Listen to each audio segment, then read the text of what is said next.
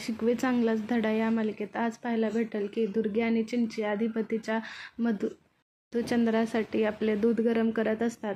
दुर्गी औषधाची बाटली आणते आणि ती दुधात टाकत असते तेव्हा चंची बोलते की अगं मम्मी हे काय आहे?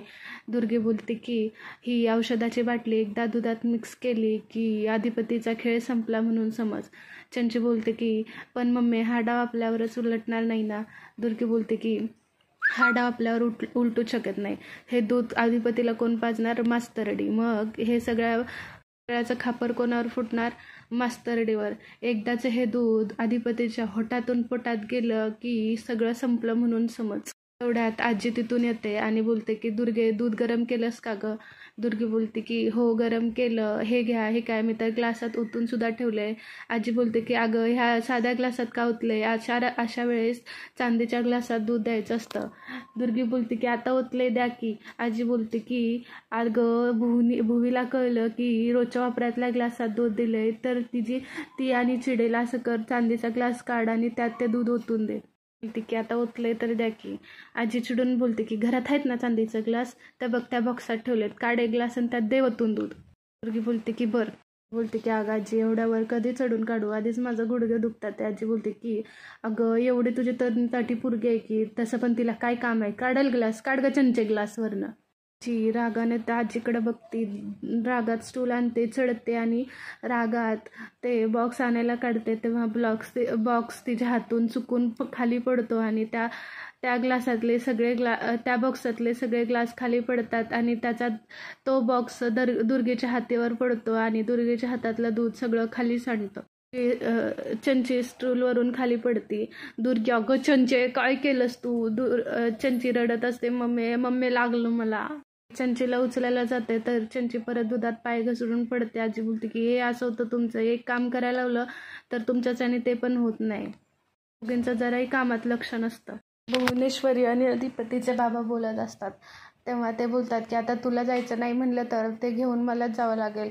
भुवनेश्वरी बोलते की असा एखादा विषय अर्धवट सोडलेला आम्हाला चालत नाही. त्याचे बाबा बोलतात की कसला विषय? भुवनेश्वरी बोलते की ह्योच विषय. तुमच्यावरचे पहारे काढले आम्ही. नजर नाही, बारीक नजर आहे आमची तुमच्यावर. बरेच दिवस तुमच्या डोक्यात येत चाललंय एकदा तुम्ही आम्हाला घरातून बाहेर काढताय असं झालंय. तुम्ही आम्हाला घरातून बाहेर काढचाल हो, पण अधिपतीच्या मनातून तुम्ही कसं मला बाहेर काढचाल? अधिपतीच्या मनातनं मला बाहेर काढणं शक्य नाही. ह्या जन्मात शक्य नाही. ही काळ्या दगडावरची रेष आहे. अधिपती बेड तुटू नये म्हणून बेडला खिळे ठोकत असतो आणि अक्षरा अधिपतीच्या खोलीत निघालेली असते तेव्हा आजी तिला थांबवून घेते आणि बोलते की अगं पोरी थांब. अक्षरा बोलते की काय?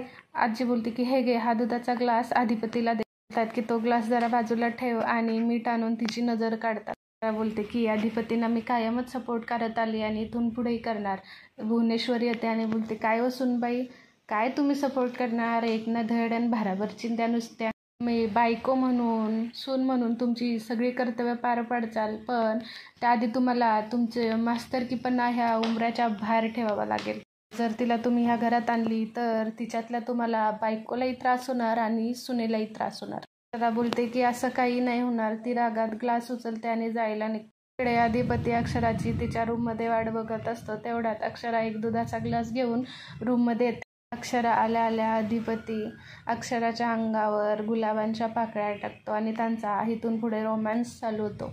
अक्षरा दुधाचा ग्लास हातात असतो ते बघून अधिपती म्हणतो की अहो मास्तरीन बाई दुधाचा ग्लास कशाला आणलाय? तो आपला असं तिचे छेड काढायला म्हणत असतात तेव्हा अक्षराला अजून दुधाचा ग्लास पुढे ठेवायला जाते आणि अधिपती विचारतात अहो मॅडम मास्तरीन बाई सांगा की काय विचारायला लागलोय? कशासाठी?